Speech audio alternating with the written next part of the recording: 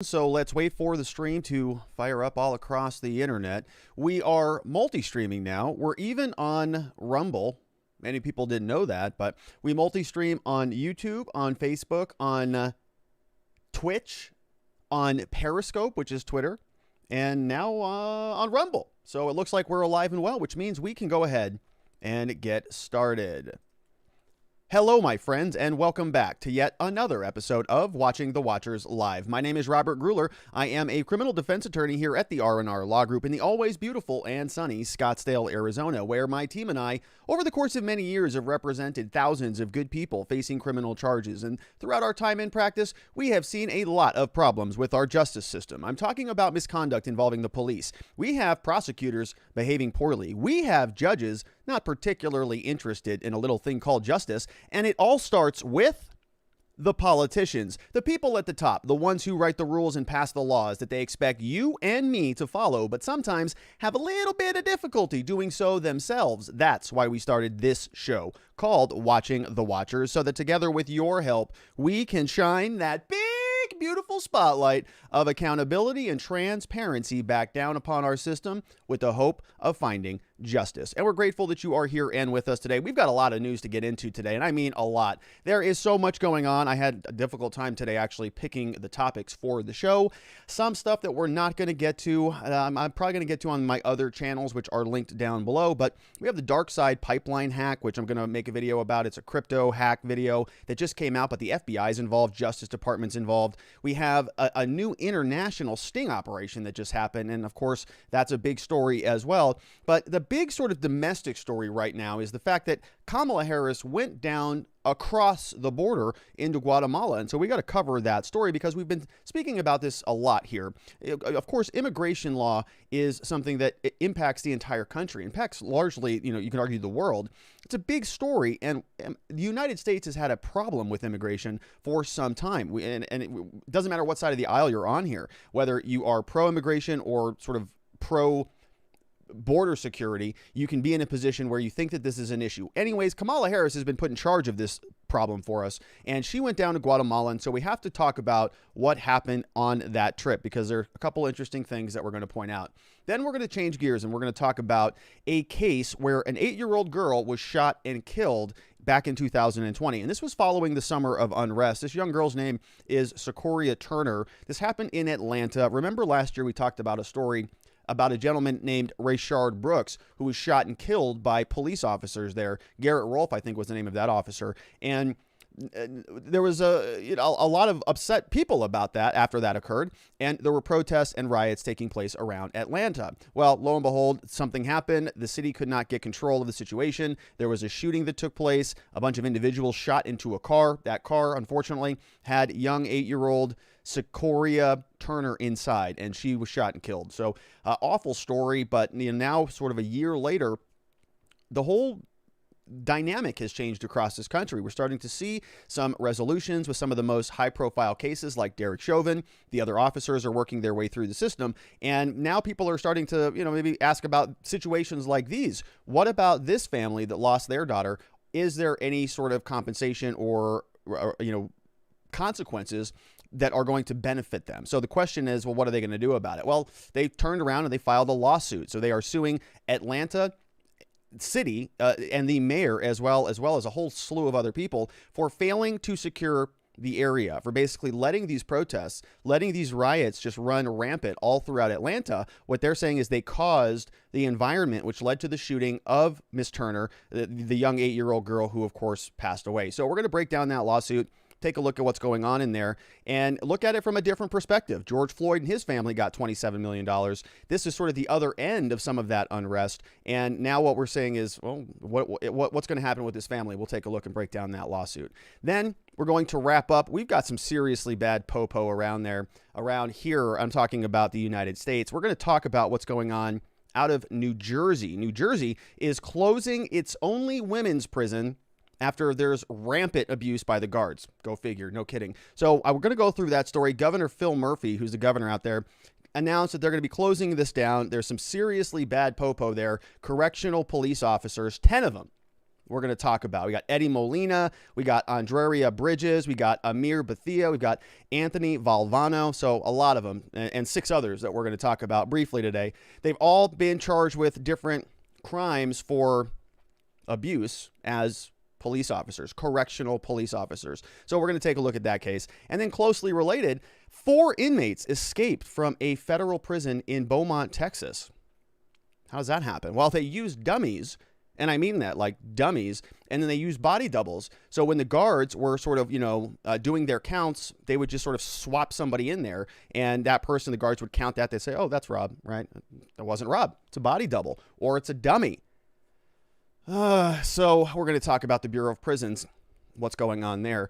So we've got a lot to get into, as you can see here. If you want to be a part of the show, the place that you can do that is by going over to watchingthewatchers.locals.com, which is a separate community that we are building up where we do things additional to what we do here. Here is just a show.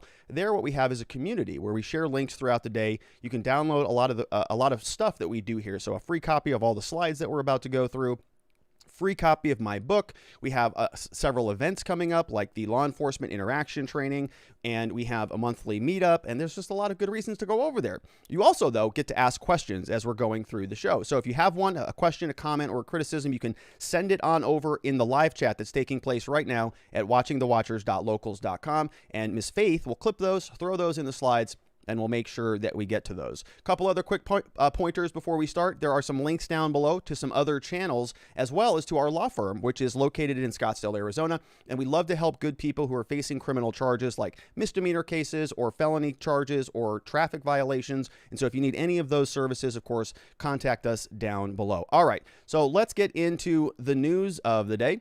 Vice President Kamala Harris finally made a trip down across the border. Didn't go to the border, but went across the border down into Guatemala because, as we know, in the United States, we've been dealing with an immigration problem for some time. We're talking about hundreds of thousands of people every month who are coming up from the southern border, up through the southern hemisphere, up to our southern border in the United States because they want the American dream. They want to be a part of what we have here in our country, which is a pretty great thing. So I don't blame them for that. But there's been this recent surge, and it seems like something happened that caused this surge. If you recall, there was something important that happened back in January of this year where we changed administrations, went from one presidency to another. Donald Trump was not here anymore. Now Joe Biden comes into power. And suddenly, the border turns into this massive problem. Now we have hundreds of thousands of people coming across. Remember, we went through this. We already played this game back during the Trump administration, and the media was hyperventilating over this for a very long time. Kids in cages. AOC went down to the border and was crying, hanging from the chain link fence. Very dramatic. This big, gigantic problem. Donald Trump was a racist. This was the biggest catastrophe in the history of America for, that week or whatever, that 6 months or however long this went on. And everybody was crying foul. Well, now, the problem has magnified. It's amplified several fold over. And suddenly people are pretty quiet about it. Joe Biden, some time ago, back in March of this year, said, hey, this is looking like a problem because we were seeing major spikes in the numbers. And we've talked about this here. And I have a lot of empathy for the people who want to come here and be a part of America. To pick your family up and trek, thousands of miles across the desert. That's a big thing. That's a big deal.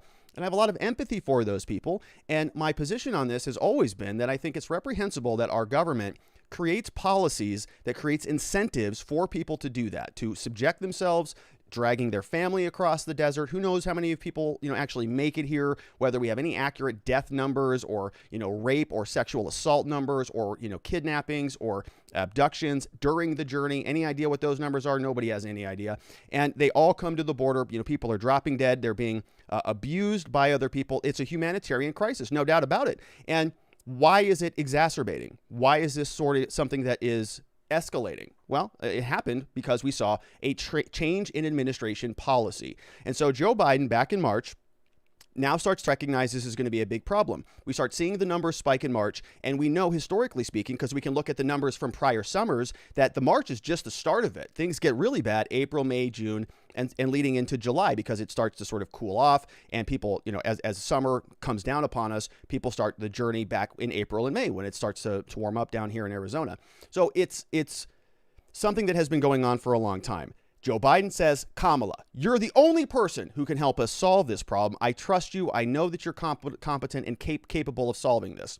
You handle this because I don't want to do it. Lord knows nobody else can fix it. So he gives this pile of debris right over to Kamala, and people for a long time have been asking themselves, is she going to go to the border? Is she going to go and actually solve this thing? Because no party in America has been able to do it. No politician's been able to do it. We've had Republicans try, Democrats try, and it's just a big mess. So we've all been scratching our heads saying, well, what's Kamala going to do about this? Maybe she'll finally go down there. Has not gone down to the border, doesn't want to go down and see what's actually happening in Texas or Arizona or New Mexico or California, where the actual crisis is, where people are at, where the interface is between the two countries, right? It's called a border. On one side, we have America. On the other side, we have Mexico. So you would think that where we have this interface where one country merges with another country and people are coming across that border, that you would go and address that. You would go and say, hey, what's going on here? Hey, Texas Border Patrol, what do you guys need from me? I'm the vice president. I've been put in charge of this thing. I'm going to come solve this issue. What do you need? Go down to El Paso and different places here. We've got all sorts of places in Arizona where she can come down and just give an assessment of the situation and just show Border Patrol and law enforcement, the people who have their entire careers dedicated to protecting the border, that there's a little bit of enthusiasm, that she is here and she's dedicating the resources of the federal government to support these people as they do their job. But she doesn't do that, doesn't want to go to the border. She goes right over the border, lands in Guatemala. And if you look at a map, by the way, I didn't pull one on the slides, but if you do, you're going to notice that Guatemala is pretty far away from that border because Mexico is a big, giant country. And there's a lot of land in between Guatemala and the United States.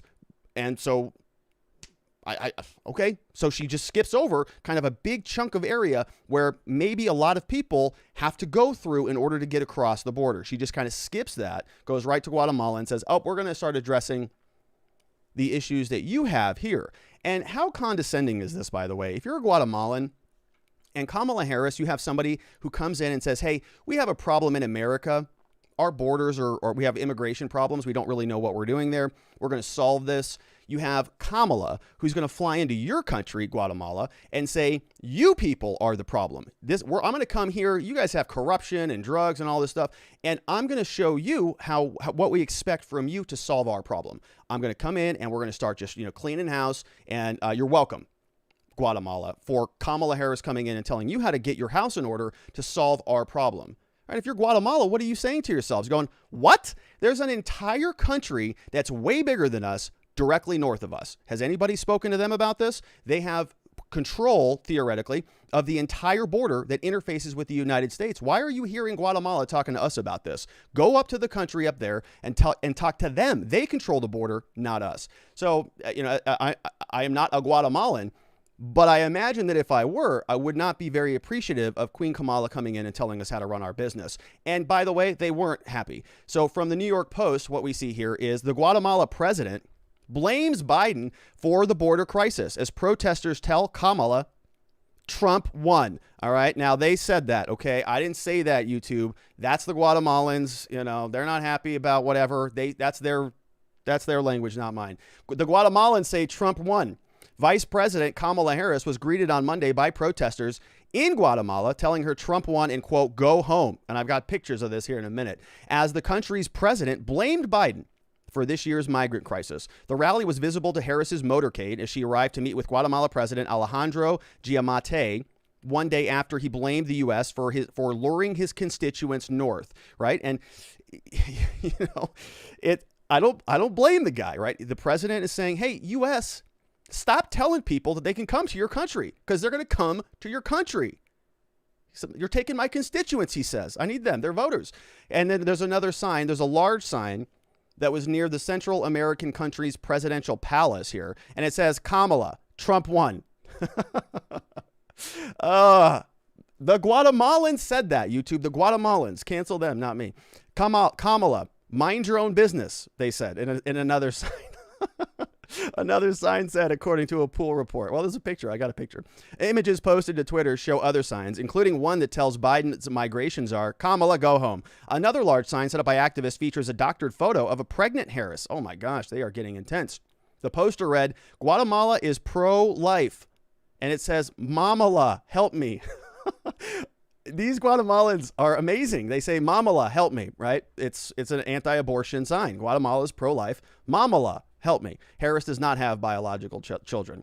Another sign that appears to have been hoisted by activists onto a tall building along the road says, Kamala, stop funding criminals, fuera de Guatemala, which is get out of Guatemala. It's unclear how many participants were involved in the protest. Giammattei said that CBS News interviewed that aired on Sunday said the Biden administration is to blame for sparking the migration crisis. The Guatemalan president said he and Harris, quote, are not on the same side of the coin on migration.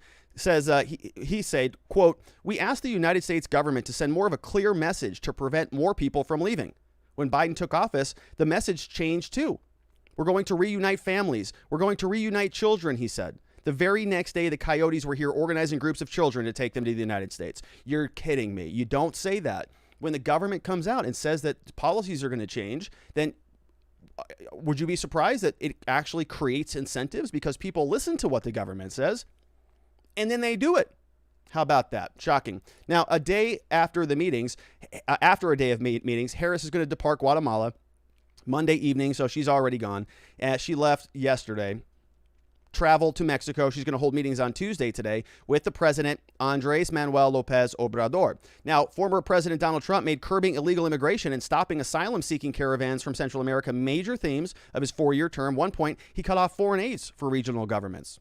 Critics attribute the record surge to Biden's policies, including his decision to end Trump's, quote, remain in Mexico policy that required most asylum seekers from Central America to remain in Mexico while the U.S. court reviewed their claims. So when people came to the border, Trump said, nope, yeah, asylum, no problem. We're going to process your claim, but you got to wait on that side of the border. Guess what happens there? Nobody wants to do that. That is a disincentive from coming to the border. And now you might say, well, those are people that we need in America, and they are claiming asylum, and that's a legal process. And what are we going to do about that? So what do? You change the policy. We don't want them to stay in Mexico anymore. We want to encourage them to come and claim asylum. So when they do get here to the border, we say, come on into the United States. What does that do? It causes a massive surge. We got kids, we've got families, we've got men, a lot of men, young men, some with women, some with children. And we have this whole situation where we don't know if the kids even belong to the people who are bringing them across. The whole thing's a disaster. Because of this, come across the border and wait here. Guess what ends up happening?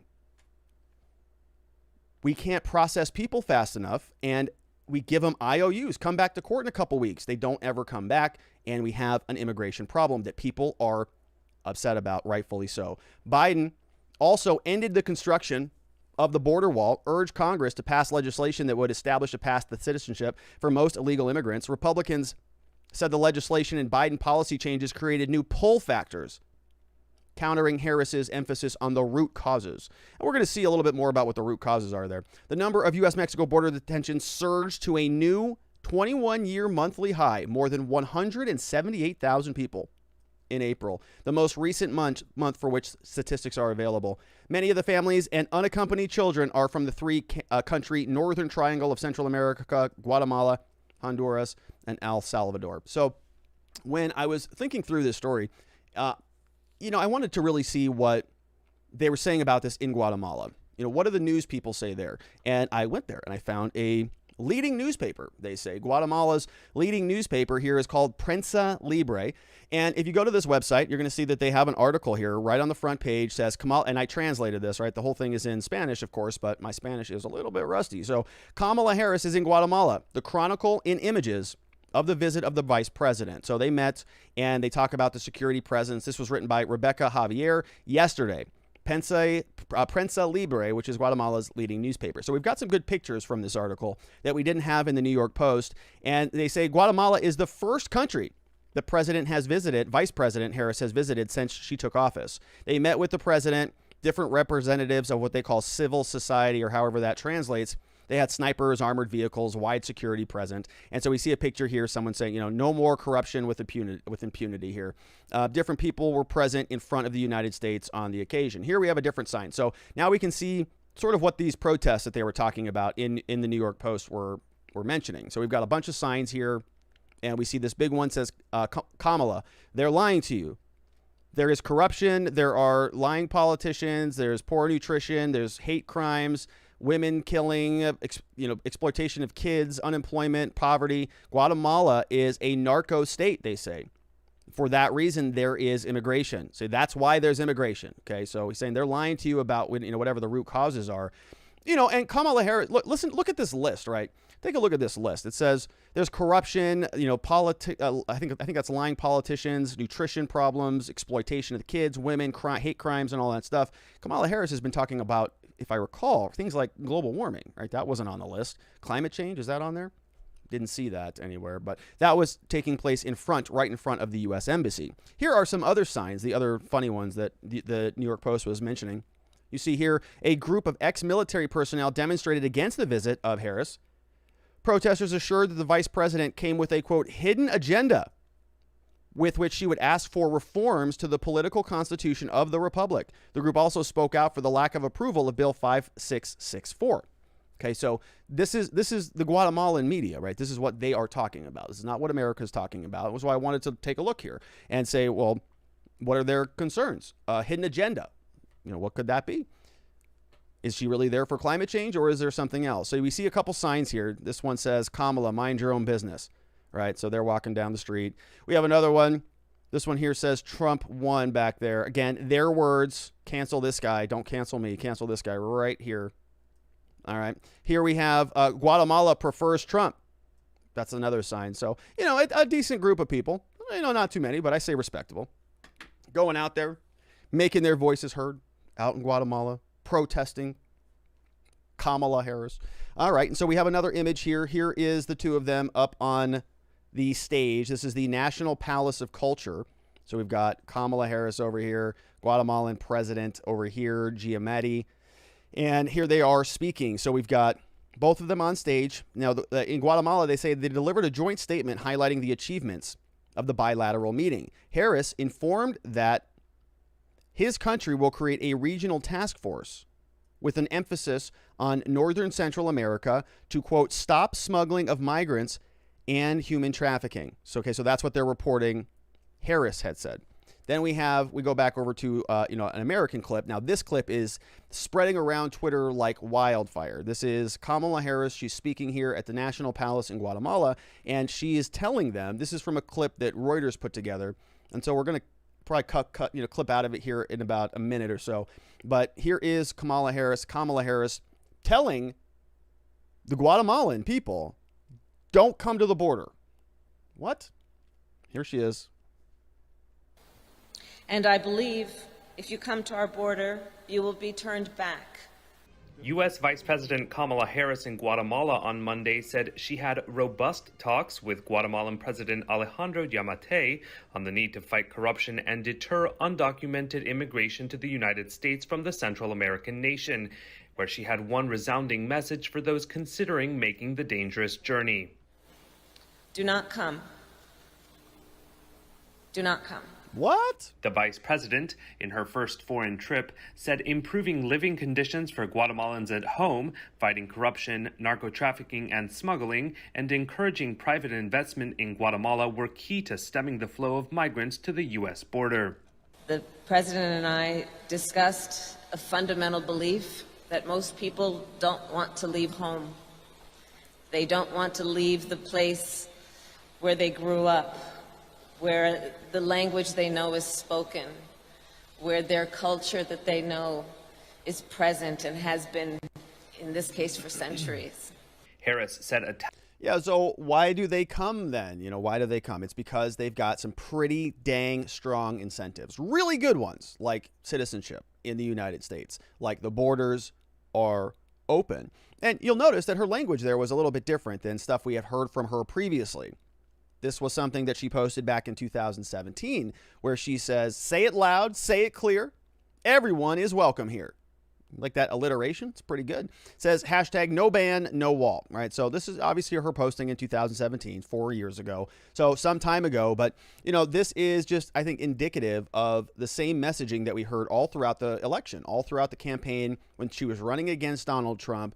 All of Donald Trump's policies on the border were racist and xenophobic and rooted in white supremacy and something that was inhumane and causing a crisis by keeping kids in cages, and the litany goes on and on and on.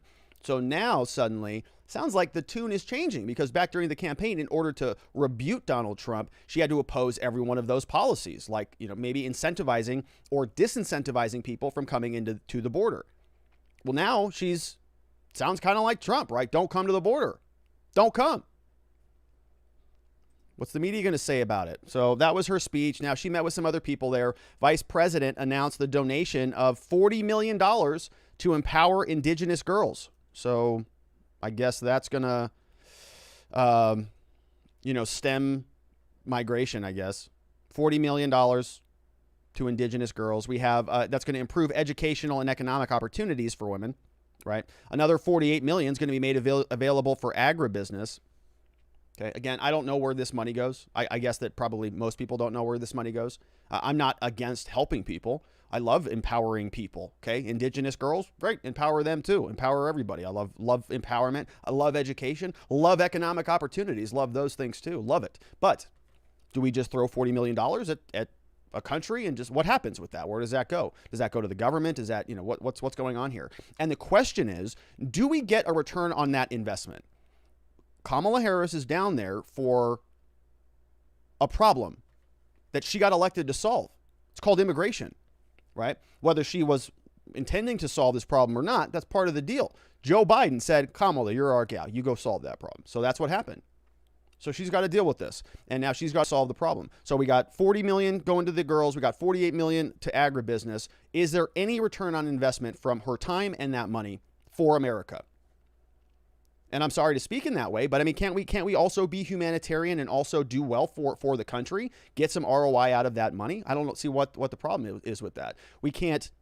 I think you can do well financially and use your resources intelligently while doing good. They don't have to be opposed to one another. Why don't we say, okay, agribusiness, does the U.S., we're going to be $48 million for agribusiness. All right. Is the U.S. going to be engaging in are we going to receive anything from that? Are we going to say, we're going to give you $48 million and we expect you to use that and invest that to build these factories to process your agriculture, and we're going to buy that on the open market at a 20% reduction until 10 years until we recoup that $48 million back. And we think that's a fair deal and a good investment. It helps your economy, gives you a bunch of good jobs. U.S. gets some cheap grain or whatever they're growing down there. And it's a nice little symbiotic relationship. How about that? Or do we just throw $40 million at something and there's no accountability for where that goes or what happens with that? Does it solve the immigration crisis in any way, shape, or form? I don't know. I'm asking. I'm just asking. I don't know. We have some other stories here from, we have Juan Gonzalez. So he's the director down there from the United States Security Council. Gave more agreements. He says that they spoke about the issue of migration and the creation of legal routes, they have in quotes. Gonzalez also spoke about the creation of an anti-corruption force, which will allow investigating and prosecuting corruption cases that have a link to the United States, Guatemala, in the region in general. VP of President, this is the last image that they had in their article. She left. She met with all these people. They're going to talk about migration, corruption, employment. She met with leaders from Guatemala, local entrepreneurs. She said, quote, the United States will continue to raise concerns about the threats to the independence of the judiciary, the press, and civil society in Guatemala and neighboring nations around the world, Harris said. So she continues up to Mexico, which is actually a place that is on the United States border. So we'll see what comes out of that, if anything. Now, this trip has largely been seen as a flop, rightfully so, because she said, don't come. Nobody was expecting that. If you are a liberal or a Democrat, you're saying, what? What are you talking about? We just heard you say for the last part of the election and for the months, weeks, and years leading up to that we want the humanitarian and sympathetic, and we're going to help all these people, and Trump's a racist, and we're the opposite of that. So now you're saying don't come? Well, she's trying to do some cleanup and not make it worse. Unfortunately, she failed at that because she might be the worst politician who is elected today. She went over on to Lester Holt's show, and here's a quick quote from the show before we play the clip. Here's what was said. Nathan Brand over on Twitter posted this and said, what? Kamala Harris is not serious about addressing the border crisis that their policies created. And he gives us a little bit of a transcript here from the Lester Holt show over on NBC. So Harris says, we've been to the border. Holt says, you haven't been to the border. Harris says, well, and I haven't been to Europe. I don't understand the point there, Lester. She kind of cackles and does that little Kamala, thing that she does. Let's watch this quickly. Okay. Do you have any plans to visit the border? At some point, we are going to the border. We've been to the border. So this whole thing about the border, we've been to the border. We've been to the border. You haven't been to the border. And I haven't been to Europe. And I don't understand the point that you're making. Okay. Do you have... Yikes. That's really bad. That's just rough. You can see when her brain just sort of, when it just short circuits there, it goes, we've been to the border. We've been to the border. We've been to the border. He says, but Kamala, you haven't been to the border though, have you? And she goes, You would imagine, folks, if you're the vice president of this country, you've got a little bit more preparation for this. You know that the Republicans, the GOP, whether you think this is a fair criticism or not, and I don't, I understand the need as a leader to go down to the border and make your presence known and say, I'm here, we're going to do this stuff, right? But I also recognize that the United States doesn't need the vice president or the president to show up physically everywhere, right, in order to run the country. I think it's a fun sort of jab for the Republicans to keep needling her about this. Hey, why don't you go to the border? And now she's kind of at this point where she like kind of can't go to the border now, because if she goes to the border, then she's going to be sort of acquiescing to the Republicans' demands, and that's going to look weak. But then the media is kind of calling her out here. Hey, you kind of skipped over the border. You went to Guatemala. You going to go down there at all? I mean, she's going to Mexico. Is she going to go visit the border from the Mexican side or not? What's going on? So, she really can't kind of win at this point in time, because she's backed herself into a corner because they have dumb policies that don't work, that their policies are the problem. If they just flipped their policies and said, you're right, this is causing a humanitarian crisis, we got to start re-implementing some more strict, stringent border controls, maybe we'll actually stem the flow of migrants who want to come into this country, and that will solve more of a humanitarian problem. I mean, they're trying to be humanitarians while creating a humanitarian crisis, and they don't even see it. It's about a political win. It's not about actually helping people. If they wanted to actually help people, there are many ways to do this. Both parties could do that, but I think they're both very interested in making sure that there isn't any actual progress on this issue. Both parties benefit from a porous border, unfortunately. Now, and unfortunately for the people as well. It's just a sad thing that we're doing. And this is of our own making. I say this all the time. Coronavirus, COVID, all of that was sort of, whoa, what is this thing? It's beyond our comprehension and control, but this is our border.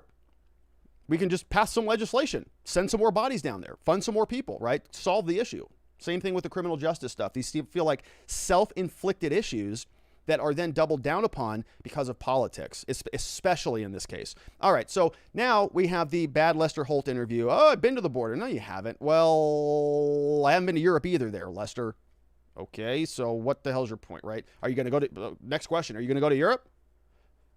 Okay, so then the White House press room. Now we got Jen Psaki here trying to clean that up. What the vice president was simply conveying is that there's more work to be done, that we don't have these systems in place yet. It's still a dangerous journey, as we've said many times from here and from many forums before. And we need more time to get the work done to ensure that asylum processing is where it should be. All right, so not much there. Now, some people who are leaders in the Democratic Party who kind of are running the show now are upset about this. Let's take a look over here. We have AOC, of course, Alexandria Ocasio-Cortez. She posted this earlier, about 23 hours ago. Says, this is disappointing to see, responding to Kamala. Says, first, seeking asylum at any border is 100% legal method of arrival, right? And okay, so that's fine. Trump said, wait across the border. They said, wait over here in the border, and we see what the repercussions are. So second, she says, the U.S. spent decades contributing to regime change and destabilization in Latin America. We can't help set someone's house on fire and then blame them for fleeing. All right, so you see where that's going. So the United States caused all the havoc that's existing, I guess, maybe everywhere in the world, or maybe just in Guatemala. I don't know. But she finishes this up. She says, it would be helpful if the U.S. would finally acknowledge its contributions to destabilization and regime change in the region. Doing so can help us change U.S. foreign policy, trade policy, climate policy, carceral policy, border policy, mass displacement, migration, all these other policies. So she's not happy about it. Now, my question is she going to go back down to the border with her white outfit and then hang from the chain link fences crying like a spectacle. Is she going to do that again? Don't know. We'll see. We have questions now. We got some questions that are coming in hot from watchingthewatchers.locals.com, which is our community where we do other things other than just sort of, put content out. We post other things to do, like joining a monthly meetup, a law enforcement interaction training, and we ask questions from there. So our first one coming over is Jeremy Matrita. Says, I wonder if this trip has set a precedent for all future trips for this administration. Says people will publicly say what they believe when they are not part of the system that silences people. No matter what country you live in, everyone has a fundamental right to freedom of speech when it pertains to countries other than your own. Yeah, it's a good, Jeremy, it's a good point. I think that freedom of speech is sort of it's a human right. I think it's a fundamental guarantee that is deeper than just paper, right? I think it's sort of inherent to your existence. It's your ability to express yourself and communicate yourself. I think if you take that away from somebody, you are taking away part of what makes them human. And so I think it's a human right, really. And I think it's one of the most important rights ever. That's why it's the First Amendment. The founders agreed with that. You can't really talk about it. You can't take action on anything else if you can't talk about it. And so if you burden speech, you burden everything else that comes as a result of speech, which happens to be everything. So it's a very important right, very important concept, and I appreciate you sharing that. We've got Joe Snow in the house, says, she did not get elected. I guess Joe Snow agrees with the Guatemalans down there. So thanks, Joe.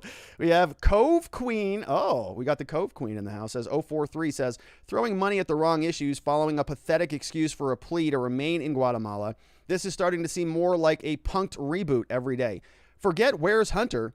Where's Ashton is the real question. I know, like our foreign policy is kind of comical, except that if it weren't so sad. And, typically these types of trips, there's kind of something that comes out of it, right? Like an agreement or some sort of action item takeaway. I just read from you what the president of Guatemala said, well, we're on different sides of the coin on this issue. So, U.S. throws some money down there. She makes a big statement that says, don't come. All right. So I guess all of the people who are on their way are just going to go, oh, did you hear? Kamala Harris said, don't come. Oh, all right. Pack up, kids. We're going home. Kamala said, don't come, right? The question is, are there going to be any policy changes? Because the policies lead to the incentives. It's not her inconsequential blather that moves the needle on it. It's the decisions that they make that trickle down, that get implemented. People listen to those things. So they're still going to come. Not going to change anything.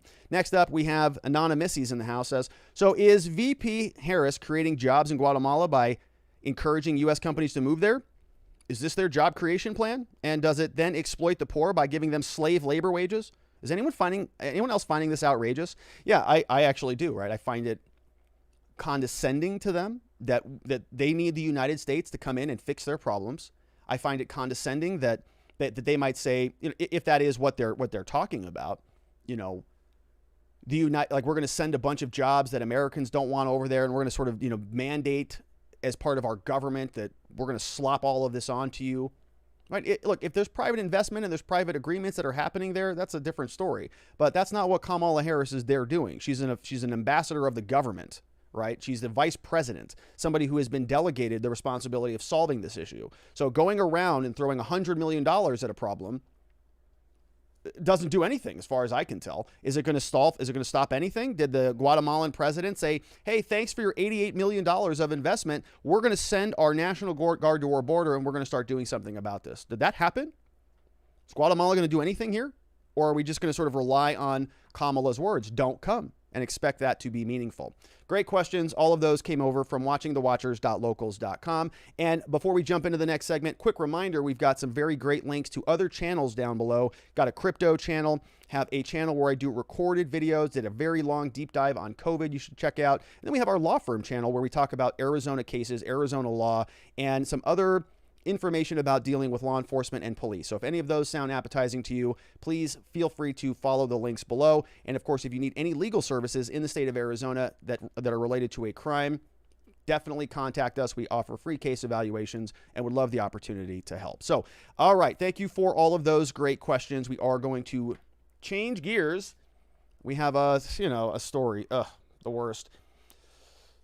We have Secoriea Turner. We may not remember her. We didn't spend much time talking about this case on our channel. We did talk about a lot of the other cases that were percolating around this time. Rayshard Brooks. Of course, we can't forget George Floyd. There were many others that we spent a lot of time dissecting here on this channel. And you remember this in the summer unrest of 2020. Everybody was on lockdowns, but we saw a lot of social unrest existing throughout our cities. And many people, the politicians and the elected bureaucrats in charge, they said, well, you got to stay at home if you're suffering from COVID or under COVID restrictions. Whether you got COVID or not doesn't matter. You're locked up. Can't go to your church, can't go to your families. You got to stay indoors unless you're protesting for criminal justice. Remember that? There were all of these protests taking place around the country. People were burning Wendy's down, lighting used car lots on fires, all in the name of racial justice. And of course, the bureaucrats were okay with that. We actually saw articles from doctors and scientists that say, well, we have to think about science holistically. And we know that there's racism in science. And so we're speaking, whatever, right? The whole thing was a joke and a stretch at best. But that went on for a long time. And so it's easy to miss a story like this with Secoriea Turner, an 8-year-old girl who was shot and killed in Atlanta, right in the middle of all of this unrest. We're going to go through this story. We're going to go and rewind the clock back a little bit to 2020 and do some background here. We're going to learn about the person who ended up shooting her, and we're going to now learn about what the family is doing.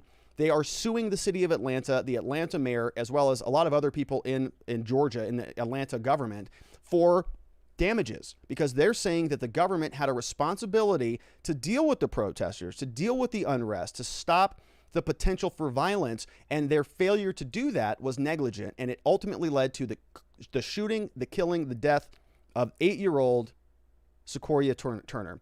And we have to put this in context, right? We've seen other lawsuits and other settlements for a loss of life resulting from law enforcement interaction and from loss and harm to society. So let's frame this out and see where this story goes. The New York Times is going to give us some background here. This is posted back on July 15th, 2020. So we're winding the clock back about 11 months, posted by Jenny Gross. And it says a teenage suspect is charged in a fatal shooting of an 8-year-old girl in Atlanta. Her name was Secoriea Turner. 8-year-old girl died this month in Atlanta after an armed group stopped her family's car and opened fire. Awful, awful story. Teenagers, 19-year-old Julian Conley, charged with 2 counts of aggravated assault, 1 count of felony murder. According to his lawyer, Jackie Patterson, Atlanta Police Department issued a warrant for his arrest on Tuesday. And again, this is last year. So we've progressed beyond this. Mr. Conley turned himself in on Wednesday. The police said, Mr. Patterson said his client had witnessed the shooting and had seen 3 to 4 people open fire, but that Mr. Conley had not shot at the car. Okay, so it sounds like almost like a drive-by situation. We have a car full of 19, 20, 3 or 4 people in there. Conley's in the car. They drive past Secoriea Turner's car and open fire. So they identify Conley, Julian, one of the people in the vehicle. They arrest him. They pull him out. He says that he wasn't the person actually doing the firing from within the vehicle, but that there were other people doing the shooting. Okay, so now that we have that framed out. Now, Patterson, the defense lawyer, says, my client has no idea who these people were. He does not know any of these people by name, have any affiliation with them. The police don't have anyone else they can charge, so they decided to charge my client, right? So it's a pretty good defense, right? To say, look, hypothetically, there were 4 people in the car. They only identified one person, so of course he's going to get blamed for it. So there's no interest in Conley to talk about this. Now, the shooting, which took place near the Wendy's fast food restaurant, right where Rayshard Brooks was killed in June, has roiled Atlanta. Brooks, 27-year-old black man, shot during a confrontation outside of the Wendy's, and we spent some time talking about this. This was the one where Rayshard Brooks was asleep in the drive-through line at Wendy's, falls asleep. This actually happens quite regularly, believe it or not. People do this, people fall asleep. And the police came to try to arrest him, conducting a DUI investigation, take it from there. They do the investigation. He's completely compliant, totally, agreeable throughout the entirety of the interaction until they go to arrest him. He gets into a struggle with them. There was a moment in time where I thought that a lethal force self-defense was absolutely justified until Rayshard Brooks started to run away. He's about 20 feet away. Then one of the officers opens fire, shoots him in the back twice, kills him, right, as the guy's running away. Now, their explanation here is that Rayshard Brooks took one of their tasers, which, if I recall correctly, had already been expended once or twice. So, it was a dead taser. As he's running away, he kind of leans back and sort of opens up and, apparently aims that taser back at the police. They deem that to be a threat by lethal force, a threat of lethal force, and so they open their fire and they execute him. So a lawyer now for Secorea's family, who of course was not a part of that, but was sort of caught up in the aftermath. The family, their lawyer is named Davis, said Secorea, her mother, and her mother's friend were on their way home from setting off fireworks for the 4th of July when a group of armed individuals opened fire on the vehicle. Gunshots struck the vehicle multiple times, hitting Secorea, the police said. Family friend who was driving went to the Atlanta Medical Center for help. Secorea received treatment at the hospital, but did not survive her injuries. Okay, this is a picture of her right there, right? Probably a first day of school, something like that. Just absolutely terrible. Mr. Davis said Secorea's family did not want the wrong person put behind bars, but added that the family was dismayed that the suspect, Mr. Conley, said he witnessed the shooting, but then refused to talk to the police about it. Now, for the family, Mr. Davis says that's deeply disturbing. They would like any witness, including the client, to share information, but Conley's lawyer said everyone accused of a crime has a right to remain silent. He's absolutely right, and that's the right move. Funeral for Secorea was held in Atlanta on Wednesday. Davis said Secorea's family, her mother, father, 2 brothers, younger sister, they hoped community members would come forward with information so the people responsible for the killing could be held accountable. It's been so emotionally draining for the family. They've described still being in the daze, like it's just a really, really bad dream they can't wake up from. So this is Charmaine Turner, the mother, at her daughter's funeral service. 10 and 12-year-old sons, along with the father, all standing there, right? It's just awful. It's just terrible. Yeah, man. All right, so let's take a look at the guy who is responsible for this. So the judge denied bond for a 3rd time. This is the person, his name's Julian Conley, charged with killing 8-year-old, denied bond during a hearing. And again, this was back this year, though, February 26th. So we're sort of catching up in time. According to police, Turner was riding in a Jeep with her mother and an adult friend. They turned downtown on the University Avenue. Protesters had recently erected illegal barricades, according to authorities, encircling a nearby Wendy's that became a gathering point after Rayshard Brooks' death at the hands of the Atlanta police officer. So remember this, right? Remember we talked about this. We saw throughout the country, really, we saw, Chaz and CHOP, the Capitol Hill Autonomous Zone, Chaz, Capitol Hill Autonomous Zone. I think that was in Seattle or in Washington. I can't recall where that was, but we saw that there. I think Portland had their own autonomous zone. And we had all of these like actual insurrections where we'd have groups of people where they would say, oh, no, this is our territory now. Like, this is our land. We'd say, no, like, this is still the United States. This is Seattle. There's a grocery store right there. What are you talking about? They'd say, no, it's actually ours. Like, we're going to start collecting money from people. There was that one guy in Chaz, I think, was going around and like taking protection money from different store vendors. Remember all of that? So the same thing started happening here. We see this from the article. Back in February 26th, they're reporting that back in July, the summer of unrest, that there were protesters, illegal barricades. They're just setting up shop. After the shooting, Turner's family drove straight to the hospital. Conley, who was then 19, he was at the scene, said he witnessed the shooting and he even had a gun, but he emphasized he didn't fire it, though. He said nobody wanted that to happen. It was a tragedy that did happen, he said in court. This was the 3rd time a judge considered a bond, but denied it. The family continues to plead for witnesses to come forward while police say numerous people fired shots in the car. Only Conley has been charged. Turner's family plans to sue the city. They're seeking $4 million for property damages and injuries sustained by Turner's mother and the mother's boyfriend. So they want $4 million for failing to remove the armed protesters who had taken over the intersection. Right? So you've got these people actually barricading an intersection with guns and like shooting people who are coming towards that intersection. Sophia Turner's family comes to it. They open fire. She's shot and killed. They go to the hospital. So now they're suing and they're saying, hey, Why did you let that happen? Here is Julian Conley. This is the gentleman here, Julian Conley, Fulton County Sheriff's Office. We can see what he looks like. And this is the lawsuit. So the Atlanta Journal-Constitution is reporting that they are now suing, the family is suing the city, the mayor, and the police chief in the child's death.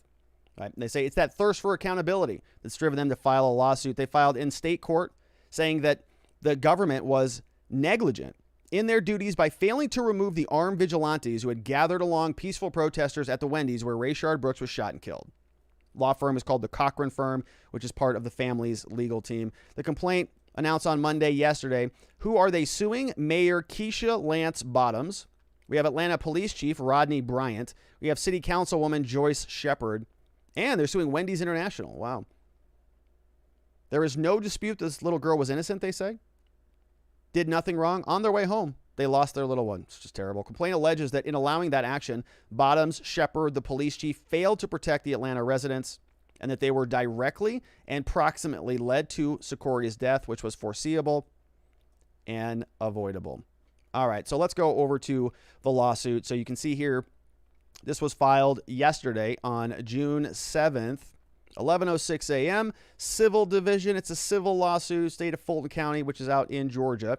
We talked about Fulton County for that election, didn't we? We have Charmaine Turner. We have Secoriea Williamson, the Natural Guardians. They are suing City of Atlanta. We have Mayor. We've got the former interim police chief. We have City Council member, University Venture. We have Wendy's International, all being sued. Civil lawsuit seeks damages arising from the shooting where Secoriea Turner was shot and killed. Happened in front of a Wendy's. This complaint asserts that the city of Atlanta was negligent, right? All these people here are going to be cited in there. Under Georgia law, it says corporations and their officials, municipal corporations and their officials can be held liable for negligent performance. All right. Let's take a look at some of these factual allegations here. So they say on June 12th, Rayshard Brooks was shot and killed. We got that. Within hours, there were demonstrations that erupted nearby. Some of the protesters were near the area. They were armed and they became violent and lawless. June 13th, which is one day after the shooting, demonstrations continued. They spread over to Wendy's site where the shooting took place. Numerous individuals overtook the nearby interstate. The gathering at the Wendy's came to include peaceful law-abiding as well as violent demonstrations. As they grew larger, the violence became worse. Wendy's was set on fire. Cars were set on fire right outside the Wendy's. Buildings were vandalized. And we talked about this. I think we had pictures of it, right? And there were, I don't know if, yeah, we talked about it. Was a Wendy's. There was an Arby's too. Fast food joints. Very, very anti-justice, apparently. So they got to go. On June 17th, Fulton County District Attorney announced the filing of charges against the officers, which we talked about. Following this announcement, APD began a protest of its own. Okay, that means the cops. So the prosecutors then decided they were going to charge the officers, and then the police, they got what was called the blue flu. Oh, no. What is the blue flu? Well, it's when police officers call in sick and not show up to work because of their disappointment or discontent that exists. So they called out sick, right? On Saturday, June 17th, on Saturday, June 20th, a total of 171 APD police officers called out sick. Don't you hate when that happens? Well, you know, flus are contagious. And especially back in June, man, this could have been coronavirus. So high alert. Glad they stayed home, right? Don't want them to be out there spreading the virus anywhere. Mayor Bottoms and Bryant informed the public that no 911 calls would go unanswered. A very different message was being disseminated to officers by others within APD's command. Following the news of the charges, Major Kelly Collier sent a memo to the officers telling them to refrain from proactive policing. Okay, this is where this is a little bit different than some of other cases, and I'm liking where this is going. Actually, we've talked about this previously on this channel. You know, law enforcement doesn't have an affirmative duty to come and respond to your emergency. Many people think that they do, like they call the cops and they've got an obligation to come help you. Well, there was a Supreme Court case, I forget what it was, that said that's not true. What happened was there was a lawsuit where the police got a phone call, 911, hey, somebody's dying or going to kill me or whatever. The police got there, or maybe even didn't show up. I can't remember the case. This was years ago when I read it. But the police didn't show up, and the person who died or whatever was injured ended up suing and saying, hey, I called you. I pay taxes. I have you owe me a duty. You are required to help me when I call. Supreme Court said, no, we're not, right? There's no affirmative duty to go and help you. So in this case, is there an affirmative duty to clean up the streets, to move these people aside, and to provide security here? Well, maybe, or maybe not. This is a little bit different, right? Because this is happening in a public intersection versus somebody's home. And this is also a situation where the police department is actively telling people now, according to paragraph 23, to refrain from proactive policing. Okay, so it's sort of a stand down order. The memo stated as follows: if not effective immediately, we will operate as police officers and will respond when violence occurs in an officer's presence and will respond to victims of violence. We will not be overly proactive in any way, shape, form, or fashion. We are concerned with keeping our officers safe and healthy. Yeah. In the weeks following, Rayshard Brooks protests, there was an intersection where they couldn't keep control. June 19th, 24-year-old woman was peacefully protesting. She was shot in the leg. June 20th, 35-year-old man was shot in the leg after a drive-by in the same area. Witnesses in the area stated that the drive-by did not intervene. Witness to the shooting reportedly stated that the police were here when the guy got shot. They saw the guy got shot. They saw the car that was shooting at us. They didn't pursue him. So the cops are sort of just standing down. You're kidding. That's going to happen when people start saying that we're going to start charging cops and defunding the police and that every single cop's a racist maniac. You think that the cops are just going to go, oh, well, that's okay. We're going to keep doing our work. Thanks. No, I've said for a long time, right? If your work is not appreciated, you're not obligated to stay there. This is America. Pick up and move. They got the blue flu. Right? I don't think that's an admirable thing to do. Okay, if you have signed up to go do your job and you're an employee there and your work says we need you to be here to do your job, you got to do your job. All right, I don't think that what the police did here is commendable in any way. But, this is that's a separate issue. If the police then say, separate and apart from the blue flu stuff, if the police this came out and then said, we're not going to be officers anymore, like what's happening in Seattle and different parts around the country, officers are just picking up. We're not going to serve anymore. Can't blame them for it. All right, this continues. It says some community members began arming themselves to protect their neighborhood. Other individuals formed an armed militia that blocked the roads. They created a physical barricade. They became violent towards people who tried to pass. Unarmed community members pleaded with armed individuals to clear the area and go home. Their pleas were disregarded. Members of the militia became increasingly violent. When people tried to pass, armed militia would target them by shooting at them, throwing rocks at them, and breaking their windows, physically assaulting them. The barricade became violent. Public nuisance created a public defect that obstructed the right to pass in the middle of University Avenue. Okay? All of this happened, everybody, going way, way back. June 19th, it was already going on. The shooting took place on June 12th, okay? Going backwards. June 12th. Now we go all the way forward to July 4th. All of this madness has been going on for a long time now. Approximately 9:30, friend of Miss Turner was driving the Jeep. Makeshift roadblock at University Avenue, manned by numerous armed individuals. They began walking towards Miss Turner's car, brandishing their guns, signaling towards the car that they could not pass the barricade. Mr. Ivory approached the roadblock. One or more of the armed individuals immediately opened fire into the vehicle, with 8 of those bullets piercing the car. Secoriea was shot in her back while sitting in the back seat of her car. In America, folks, in Atlanta, on University Avenue. After being rushed to Atlanta Medical Center, Secoriea succumbed to her injuries, pronounced dead later that evening. 8 years old. Starting on June 13th, Mayor Bottoms and others, they allowed armed and violent individuals to take control of a major intersection. The community leaders ignored their pleas for help, asked why the barricade was not cleared. The chief of police said it was a busy night. Yeah, there were logistics problems Mayor Bottoms said that she was unaware or were aware that there were shootings, but that the vigilantes were the ones responsible for it. Mayor Bottoms said the police had planned on clearing the area weeks earlier, but were encouraged to wait until after council member Shepard requested, quote, more time to negotiate with the activists, right? Well, how'd that work out there? Shepard, council member Shepard, not too good, did it? Council member Shepard explained that, quote, she still considers herself an activist and sees merit in listening to citizens with grievances, believing that her actions were justified because she wanted to mediate with everybody. Okay, well, that's what you get, I guess. In an interview, Shepard admitted that the barricade had become a major concern. However, despite that, she refused to go to the area. She wanted to continue to negotiate with demonstrators. If she wanted to negotiate, why didn't she go down there? Mayor Bottoms ordered the police to stand down and did not respond to violent attacks. So the whole city just stood down. Mayor Bottoms. Let's see what else.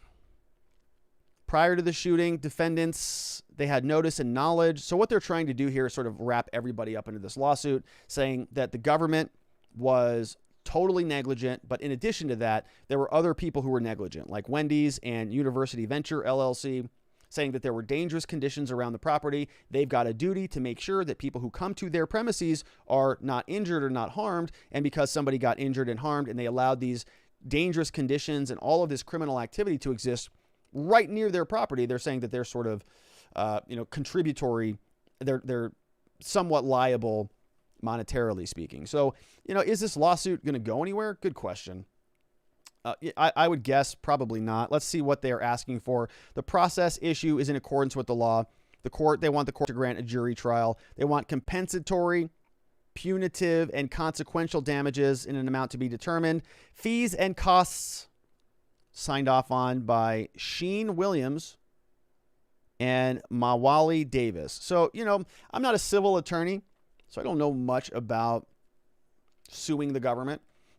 Those types of claims, we get a lot of those, but we just kind of send those out to other attorneys who are interested in civil law. I do criminal law in our firm. That's all we do. So, in a case like this, I would imagine that something is started like this to work towards a settlement, right? Is this a case that's going to go to trial, or is this something that is a really bad, ugly case for the government? Looks terrible, right? And it's an 8-year-old girl, very sympathetic plaintiff, somebody who everybody looks at and goes, ugh, horrible. So what does the government do with this? Do they contest this, or do they just settle it out? Do they say, all right, what do you want? How much money is it going to take to make this go away? The attorneys, take a fee. Family gets some compensation, probably nothing even remotely close to anything that's going to repay, of course, the loss of their 8-year-old girl, but something versus nothing. So hopefully that is productive. Let's take a look at some questions coming over from watchingthewatchers.locals.com. We've got LT13 in the house. Says, even Mayor Bottoms says the officer shot after Brooks fired a taser. A taser, according to the DA at the time, is deadly force. Yeah, they kind of split that both ways, don't they, right? It's deadly force if it's being used against an officer, but it's less than deadly force if they're using it against a defendant, right? LT13 says, Rayshard Brooks's white girlfriend, not wife, torched the Wendy's. Not that color matters, it's just what everyone is doing, it seems. You kind of, right? You kind of have to qualify all of your questions with colors now, or pronouns. I don't know what the rules are. We're going to skip over that. Thank you for your comment there, LT13. I don't know about who torched the Wendy's or any of that stuff, but I don't think anybody should be torching Wendy's. They make pretty good spicy chicken sandwiches last time I had one. It's been a long time, but used to like those. When I was cleaning pools, we used to drive through Wendy's all the time and get chicken sandwiches. Hot in Arizona, right? Oof. Got to stay fueled. Get that little spicy chicken sandwich when it's 120 degrees out cleaning swimming pools. Oh, all right. So glad those days are behind me. It was good times. Okay, so we're going to change gears, and we're going to wrap it up by talking about some bad popo. New Jersey is closing its only women's prison after rampant abuse by the guards have been reported. So we've got some bad guards. We call them correctional police officers. They're bad popo, folks. Bad police officers. We've got like 10 of them we're going to talk about. And then we've got to talk about a case where 4 prisoners escaped from a federal penitentiary in Texas using body doubles and dummies. What? So we've got some interesting stuff to talk about. The point of this segment is that law enforcement and our system of corrections, let's say, has a little bit of work to do, doesn't it? Let's take a look at this story from NPR that New Jersey is closing the only prison. Governor Phil Murphy said on Monday, announced a press release that the Edna Mahan Correctional Facility for women is moving its nearly 400 inmates to a new facility or other existing facilities. That's a lot. And they say, the governor said that it's a long history of abusive incidents that predate our administration, not our fault. But we must now commit ourselves to completely breaking this pattern of misconduct to better serve incarcerated women entrusted to the state's care. The move came on the same day that the governor's office released its findings into the reports of brutal cell extractions that occurred inside the prison on January 1st. This was reported by NJ Advance Media. This incident left women prisoners with injuries ranging from scratches to a fractured eye socket. The administration's report, written by a law firm, found that the prison staff used excessive force to remove women from their cells and then filed false reports about what happened. You know, these types of stories are just so infuriating. I know that in criminal law, there's sort of this, in popular culture, this idea that, you know, prison's supposed to be hard and rough and you're supposed to get roughed up, and, you know, prison rape in the showers and dropping the soap and all of that stuff is sort of funny, and that, you know, if you get mouthy with the guards and they pop you in the jaw, that you kind of deserve that, right? You were somebody who broke the law, and so why should prison be a country club for you, right? There's that sort of, it's a popular idea that I think is unfortunate, really, because when people are convicted, when they're sentenced to serve time in custody, the sentence typically comes in the version of time, okay? Not rape, not a busted eye socket, not constant abuse, not, you know, awful regurgitated food like Sheriff Joe Arpaio was doing here, right? Not being thrown out in prison, outside in like 30-degree winters or 120-degree summers. That's not part of the sentence, right? The penalty is you serve time. We remove you from society. The penalty is not we throw you away and just treat you like a subhuman piece of debris. Not okay. So when we have people who are supposed to be held to higher standards, law enforcement, correctional officers, prison guards, right? Anybody in these positions of power, they have to be held to the highest of standards, because we have caged human beings that we have said we are removing from society. That means we are taking them into our custody as a society. We have an obligation to treat those people well, or at least not compound the penalties that they are facing, that they have not been sentenced to. Let's go back to the story. The New Jersey Attorney General's office, they've charged 10 correction officers with official misconduct and other crimes related to the ongoing criminal inquiry in the January incident. So we have Goldsmith, he's a chair for Prison Justice Watch, said that she did not oppose the closure. She suggested simply moving inmates to another place. Says you got to change the culture, not a change of scenery, right? Which is a good point. So we're going to move them over to the same institution, essentially, of the same bureaucracy, just a different location. Goldsmith, who was incarcerated for 13 years before being released in 17, also called for better training of correctional officers.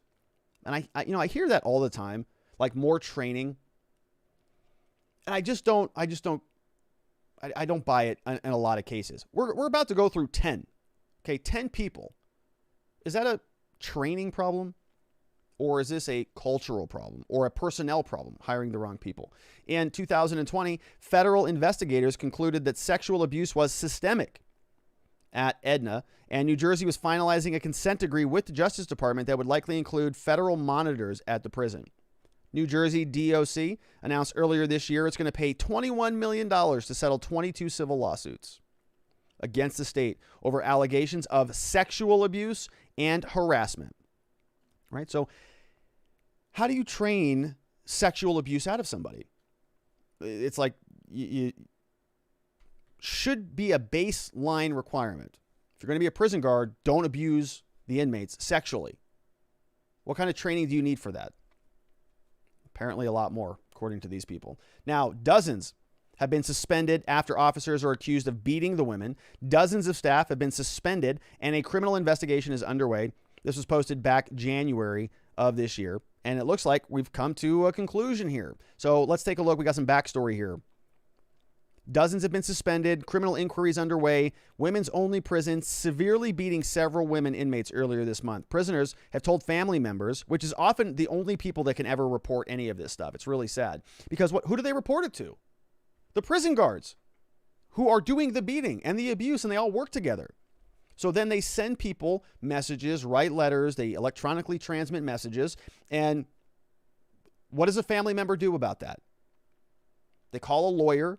Lawyer goes, yeah, that's just how it is. What do you want me to do about it? Sue him? Okay, I'll sue him for you. It's going to cost you $20,000 to file a lawsuit. What? I can't afford that. All right, well, file a complaint with the Bureau of Prisons. Nobody cares, right? Now, if you happen to have a lawyer and they're working on the case for you, then you can sort of, address these things. But once somebody has been convicted and they're sentenced to, a number of years in prison, what's an attorney going to do other than go and file civil rights lawsuits? It's a lot of work. My point is the system has a lot of complaints coming through. And so it sort of just throws them away. Everybody in prison complains, right? So who cares? So these women now have actual legitimate complaints. And where's it going to go? Because the guards here are sort of covering up for themselves. It's a big problem. Now, the family members then communicate it. And one inmate who has now a broken eye socket and a transgender woman who's beaten so badly she cannot walk. She's now in a wheelchair, right? Family members and advocates have shared letters and other firsthand accounts. 30 officers, supervisors, they're all on administrative paid leave for beating somebody and putting them in a wheelchair. One transgender woman was allegedly handcuffed in her cell, thrown to the floor, beaten by a group of officers, according to the woman's mother. 3 officers stomped on her head based on the messages. The attack left the woman's knee so damaged she's now in a wheelchair. I'm scared to death for her, Rowland said. I don't sleep, I don't eat, I'm on the phone, I'm on the internet, I'm trying to find her some help. She asked that her daughter's name not be used to protect her against retaliation. And what are you going to do? Move her? You can't take her out. Say, hey, we're going to pull her out of your institution and take her somewhere else. No, she's in prison. Her account is similar to descriptions from 4 other prisoners. Both said at least 3 women were hurt, including one whose eye socket was fractured. Okay, that's a blow, right? It's not like getting, stop squirming while I'm patting you down, get up or whatever. It's not one of those. It's a fractured eye socket. The Attorney General name is Gruler, which is just outstanding. Look at this name, Gruler. It's almost like Gruler. Oh my gosh, it's like a mix mash of all the letters in there. All right, anyways. So Gruler announces charges against 2 more correctional officers related to the assaults. So let's take a quick look. We're going to skip most of this because we've got a lot to get to here. We've got our first person charged. We got Lieutenant Eddie Molina, 42 years old. Charges are official misconduct. And again, this is a publicly released statement from the Department of Public Safety from the state of New Jersey. They posted this over on their website. And then this is the backstory here. So first person charged, official misconduct, 2 counts, 2nd degree, tampering with public records or information. Why would that be? Failed to prevent and report the use of excessive force. Assault, falsely reported to the DOC that the, quote, forced cell extraction, he sent an email that he knew contained false information. January 12th, there was a 5-person suited team of correction officers performed to force a cell extraction for victim number 2. He was present. Victim number 2 was pepper sprayed, was not given an opportunity to comply before the team made entry into the cell in violation of policy. Members of the team used excessive and unreasonable force during the extraction, resulting in injury. Molina failed to intervene to prevent the unauthorized use of force. Victim 2 was removed. It was seen in video footage that visible facial injuries, she's clearly heard informing those present about her injuries. Lieutenant Molina then later sent an email, falsely reported what occurred. Did not include that pepper spray was used, did not include that there was no opportunity to comply, and did not include that there was unreasonable and unnecessary force. And number 3 is that they did not report that there was injuries that suffered as a result. Okay, So goes in. Allegedly, this woman does not want to come out of her cell. Starts using pepper spray. No opportunity to comply. Goes in. Gets very rough. Visible facial injuries. Then, when he has to report the use of force incident, sends an email, doesn't include any of that in there. So here is a complaint we see from the state of New Jersey, and we can see what they put in here. This is the complaint here. You know, we read through most of this. Knowingly refrain, injury, forced cell extraction. This is all a bunch of legal stuff, so nothing really new that we can glean out of here. But it says January 11th, Union 2 Municipal Court, complaint summons, Eddie Molina, been charged here, signed off on by Susana Lopez. So they're charging these guys. Nothing really stands out on this document. Let's go through. We're going to fly through this somewhat quickly because there's 9 more of them. But we have Sergeant Andrea Bridges, official misconduct, 2nd degree. Let's see what that was. So victim number 1, housed, failed to report this was another forced cell extraction, excessive use of force, extraction team. Victim 1 is heard crying in pain. She was struck multiple times by the team, fractured orbital bone. Sergeant Bridges failed to prevent this unauthorized use of force, failed to report violation of policy. So that was hers. Same thing here. You can see the official charging document. Again, nothing really stands out. She did commit 2 or more acts constituting an unauthorized exercise and use of her force. All right. 2nd degree charges, 5 to 10 year sentence. Charges, of course, accusation. So that was from the incident. Now we've got a new press release. Again, from Gruler. We have this person who is Officer Luis Lisandro Garcia. Multiple counts, aggravated assault, official misconduct, and tampering with public records. What happened with him? Another 5-person team during the extraction. Let's see. Garcia punched and struck victim number 2 with a closed fist approximately 28 times in the face area. Don't you like that? 28 times. Despite the fact that victim number 2 had her arms up, was attempting to cover her face to protect herself, was standing pressed up against a wall with her back to officers. DOC policy permits use of force that is objectively necessary. Garcia's use of force is not, including a concussion she had and facial injuries. Then he submitted a false report regarding the incident. He falsely stated that she was throwing punches towards his torso. Video evidence shows, she was facing the wall. She didn't throw any punches at the torso. Nice fella. We have this guy over here, Sergeant Amir Bathia. That was another January 12th incident. So this is a January 12th incident, right? Same day, 1:13 a.m. This is 12:07 a.m. So he goes at 1:13 a.m. We have victim number 1. She throws an unknown white liquid out of her cell. He complied, tells her to place her hands up, handcuff. He struck her with his fist. Only allow for a reasonable use of force. During his abstraction, she was not resisting. Special custody report, he stated that she wanted to kill herself.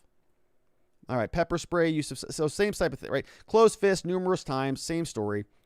Same story here, January 12th at 1:13 a.m. So he's a part of the same incident happening here.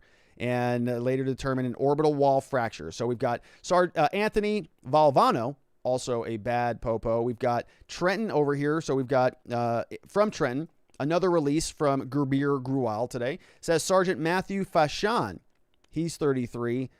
Same type of incident. Early morning, January 12th. Charges February 4th. Same deal.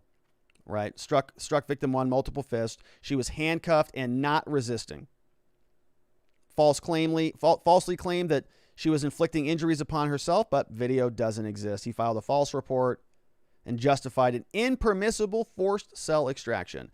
We have victim number 2, same type of thing happened on another victim for him. We've got this guy who is Officer Jose Irizarry. He's 37 years old. 2 counts for him, aggravated assault, 1 count of official misconduct. Let's take a look what happened here. So a different date. Nope, same date, January 12th, 1:13 a.m., 5-person team. So he was a part of that team. Victim 1 and victim 2. So they were just going around cracking heads 28 times. Head and neck area. He punched victim 2 in the head and neck area 28 times, resulting in a concussion and facial injury. So between Luis Garcia and Jose Irizarry, these 2 guys were just beating the heck out of that woman. Not too good. We have this guy, senior correctional police officer Corey James, another one, aggravated assault and official misconduct. Same date, right? Same incident, same story. This guy also, this is police officer Gustavo Sarmiento, 27. Official misconduct, aggravated assault. Same deal, January 12th, 113. Aided and abetted and failed to prevent the unauthorized use of force. So these guys are all just kind of standing around watching it happen. And this is our last one, number 10, senior correctional officer Tara Wallace, 35. Official misconduct and aggravated assault. Same incident, Jan 12, 1:13 a.m. Failed to stop the beating. So 28 times they're just wailing on this woman and nothing happens. 10 of them, 10 people, correctional officers, all charged with crime. So good news that they are being prosecuted, of course. See what happens with those women. Sounds like there might be a big cultural problem with the prisons there in New Jersey. So we'll hope that the situation improves in the New Jersey prisons. All right. And then we have our next prison story. So we've got the Bureau of Prisons. You know, there was a movie called Escape from Alcatraz with Clint Eastwood in it. One of my favorite movies. We're going to take a look at something that came from that story. But before we do, let's look at what is happening here. Apparently, the Bureau of Prisons has notified us that 4 inmates escaped from a federal prison using dummies and body doubles. I'm serious, yeah. Inmates at a federal prison, they pulled a fast one on prison guards by escaping with the help of body doubles, both real and fake. This is posted over on lawandcrime.com by Colin Kalmbacher. It says, according to a recent report from the Office of the Inspector General, 4 people were able to successfully abscond and evade detection from the Federal Bureau of Prisons Federal Correctional Complex in Beaumont, Texas, for over half a day before staff even realized what had occurred right under their noses. Ugh. No kidding. Wonder if that's how Epstein got out. Inspector General Michael Horowitz noted that DOJ OIG, the Office of the Inspector General, had taken stock of multiple investigations involving prison escapes in a letter-style report addressed to the BOP director Michael Carvajal. He's a Trump-era holdover. So he was appointed by Bill Barr back in 2020. And there is a sort of a question about this, about whether or not Biden is going to allow some of these holdovers to stay in place, right? The Bureau of Prisons director, it's a pretty big position, and that's a Trump person. So Director Carvajal, he oversees 122 Bureau of Prison facilities, 6 regional offices, 22 residential, blah, blah, blah. White House has so far made no public inclination as to whether they're going to replace him or not. In the report, Horowitz focuses on forced labor camp in the southern eastern edge of the Lone Star State. Forced labor, what? And there, the DOJ notes that 4 inmates escaped using dummies or by having other inmates impersonate them while guards went on with their duties entirely unaware for over 12 hours. So the movie that I was mentioning, Escape from Alcatraz, Clint Eastwood, and if you don't know the backstory here, but outside of San Francisco Bay, there's an island called Alcatraz, and they built a prison there for some time. I've actually been to the island and toured around it. It's a wild thing, but they would ship people over to this island, and they would put them in this maximum security prison because they thought that they could not escape because it's an island. And if you've ever been to San Francisco, you know the waters are quite cold. And so if you wanted to escape from the island, you would need a boat, or you would need somebody to come pick you up, or you need a raft or something, but you're not swimming across the shore. You're going to freeze, and that's going to be the end of you.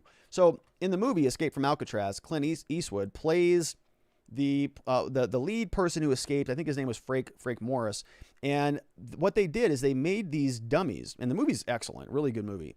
Nobody talks in it hardly at all. It's so good. You don't have to listen to anything, but it's Clint Eastwood, and he is just sort of walking you through how these guys coordinated escaping from the island, escape from Alcatraz. And there's a lot of question about whether they made it or not. And so they actually did escape. I think 4 people were a part of the plan, and 3 of them, they kind of made it. One guy left, stayed behind, but the FBI came out, I think in the 1970s, and said that as far as they can tell, they drowned, right? And so everybody goes, yeah, not so fast about that. But when I was reading this story, I thought about those, the the dummies that were made. So Frank Morris and the original crew that escaped from Alcatraz, they actually manufactured these dummies, and they looked like this. So this is what they were making within the prison cells, from inside the prison cells. Now, these are not the originals. These are recreations that the FBI made, I believe is where I got this. Yeah, FBI recreation here. So these were dummies. And of course, you know, in prisons, I guess back then, they had these art classes and make clay sculptures and all of this. And so they created these little dummies with actual hair, right? They grew, you know, got hair, and they clipped hair and put them on these dummies, and they put them in their beds. And then when the guards came by to do their counts, counted the dummies. Those guys escaped through sort of the walls and an old hatch that they were able to get through. So let's take a quick look at the actual report itself. This is the Management Advisory Memorandum. It says that the OIG has identified these concerns in connection with multiple investigations involving prison escapes, including an investigation where 4 inmates went undetected for more than 12 hours despite 3 overnight inmate counts. During that period of time, the OIG's investigation at the prison did not substantiate allegations that correction officers violated policies because, one, the evidence showed that the inmates who escaped may have had other inmates pose as them or place dummies in their bed to deceive the officers during the nighttime counts. And 2, the evidence showed that the correctional officers likely complied with BOP and FCC policy when conducting the counts. Right? So they found this problem, but how can you blame the prison guards? They were just following the rules. The policies were being adhered to. Prisoners just kind of worked themselves around the policies. The OIG, however, identified security concerns that enabled the inmates to escape. We are told that the FCC Beaumont, which is the prison, has already begun taking actions to address these concerns. We believe similar steps should be taken by the Bureau of Prisons throughout the rest of the country. In this memo, we make 3 recommendations which are consistent with what's happening. So they go through this document. They give us the authorities. They talk about the issue. What is the issue here? Well, we got some security weaknesses that we need to get out. So we have this incident where 4 inmates were not detected for over 12 hours, despite 3 overnight inmate counts. Evidence showed that they escaped the facility after the 4 p.m. stand-up count for which they were present, and that despite the correctional officers conducting counts at 12 a.m., 3 a.m., and 5 a.m., they were not discovered missing at those times. They were ultimately discovered missing during a stand-up count at 10 a.m. We found that the outer doors of separate buildings within were unsecured and that they were unlocked, unmanned, not equipped, and with surveillance cameras and on. All right, so it's more security recommendations. They've got some conclusions here that they've identified gaps. People can smuggle contraband in and out, and that they should ensure that there are alarms on all doors. They should make sure video cameras are on, and they should install video cameras on all exterior doors. And so we've got, all of those different recommendations that are there. They're being made by the Office of the Inspector General, and we'll see if they stop any of the other inmate escapes. Let's take some quick questions before we wrap up here from watchingthewatchers.locals.com. We've got Sliding Edges in the house says, will we touch on Brian Williams and MSNBC showing Lincoln Project propaganda, likening Antifa to D-Day soldiers? Am I taking crazy pills? I have not seen that. No, I have not seen that. Brian Williams and MSNBC? I have not seen it. I should probably follow him on Twitter, shouldn't I? I'll go take a look at it, though. We've got Joe Snows in the house says, resentencing cruel and unusual conditions. Yes, King. He says, more training. Yes, I don't buy it either. I find it hard to believe that adult humans need trainings to know how to pretend to be human beings. Yeah, I agree with you, Joe. It's like, you need like a 4-hour training on not sexually assaulting people or not punching people 28 times in the head. We got LT13 says, is this the new season of Orange is the New Black? I don't know. Is that what that show's about? I never watched that show. There are some sort of legal criminal shows that I can get into and some I just can't. Sort of watching people being locked away in custody is a little too much, a little too close to home for me. So Sliding Edge says, I think most guards don't go into service saying, I'm going to abuse my inmates. The majority of these dirty popo come into service and was told it's all right. They perpetuated the abuse. And equally as bad, if not worse, other officers accepted this terrible, terrible behavior. Yeah. It sort of becomes a self-fulfilling sort of cycle, right? You kind of come in. Remember the movie Training Day when Denzel Washington meets up with Ethan Hawke and Ethan Hawke goes, man, it can't be like this. It can't be like this. And Denzel says, it's like this, man. I'm sorry. Welcome. I hope that's not the reality, and I don't think it is. But when you're talking about, sort of that trend, there are we talk about it a lot here, the blue code of silence, the blue shield, and how these problems can compound due to the silence. We've got Sarah Smothers says, are there any safeguards requiring women guards to handle women? Women police can only perform pat downs on women, so how are there so many men in a female facility like this? It's a good question, Sarah. And, I don't know what the answer, I don't know what's going on in New Jersey or why that is such a problem. But yeah, here in Arizona, we've got some pretty deliberate rules for interactions in that regard. But I don't know what's going on out there. It sounds like neither do they. Sliding Edge says, I've met some outstanding officers, good and honorable men, so have I, and women, and naturally I'm inclined to believe an officer of the law, the physical representation of order for society. It's important to look at things logically and not allow abuse of power to continue and find ways to weed out bad police early before bad becomes worse. Probably the best thing we can do to support our officers. I hear on that, man. Sliding Edge, bravo. I agree. And I've said this a lot, that I think, good officers want the bad officers gone. And I would imagine that would be a perspective that I would share, right? I'm a criminal defense lawyer. I don't want bad criminal defense lawyers. I'd be the first one to say, get that person out of here. Okay. I'm not going to protect that person at all. All right. We've got a couple more. We got Nadarb says, Faith Joy says, shout out to that prison for really stepping up the diversity of their corrupt guards. Got to give it to them for that. Oh, what a good comment to end the show. That's true, right? It's true. There's only like 1 or 2 white supremacist neo-Nazis in that lineup of the 10. Like only one neo-Nazi, I think, 1 or 2. All right. So great questions. Thank you for that, Nadarb. Love it. We've got some new people we want to welcome to the community. Welcome second chances to the community, to the crew over at watchingthewatchers.locals.com. What's up? Coach America also joined up. They signed up by going down here. We've got some awesome stuff coming up. We've got first to thank those of you who asked the great questions who were on the show today. Thank you for sending those in. Love it when we can keep the commentary going. If you want to sign up over at watchingthewatchers.locals.com, you can grab some cool stuff. You can download a free copy of my book. There's a PDF over there. It's called Beginning to Winning. Download a copy of these slides that we just went through today. If you want to check any of the sources or take a look at what's going on there, you can download a copy of my impeachment party document. You can download my personal productivity device system here. It's called Existence Systems. It's available at Locals. You can share links throughout the day and connect with great people. We have a monthly meetup that is going to be handled over Zoom coming up on June 26, 7 to 8 p.m. Eastern at night. We did one in May. It was a lot of fun. We're going to do it again June 26th. It's free if you are a member at Locals. And this Saturday, we have a law enforcement interaction training coming up. I am going to post the registration this night, I promise, over at Locals. Saturday, June 12th, 12 noon, 9 a.m. Arizona time, 12 noon Eastern time. We're going to talk about law enforcement interaction training, about how to deal with law enforcement, and really about what the Supreme Court says and how, some of these things interface with each other, because it is a complicated area of law. And so I want to remind you that there are other channels down below that I would love it if you went and checked out some of the content on, which is my crypto channel. I've got a new video I'm working on about the dark side pipeline hack. The FBI just recovered a ton of money of Bitcoin, and I was curious as how they got that. And so I got about 50 slides that I'm going to record probably tonight for that. So go subscribe to that channel if you're interested in that. Law enforcement all throughout this case, FBI, affidavit, search warrants, all this stuff. So we're going to talk about that on the crypto channel. And then we have a non-live channel where some of my deeper dives happen on Robert Gruler ESQ.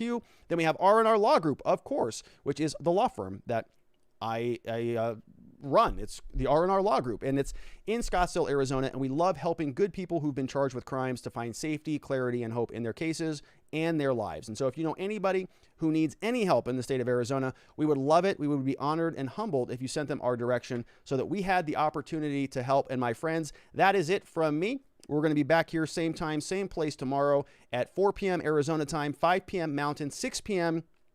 Central, 7 p.m. on the East Coast. And for that one Florida man out there, everybody, thank you so much for joining me today. Have a tremendous evening. I will see you right back here tomorrow. Bye-bye.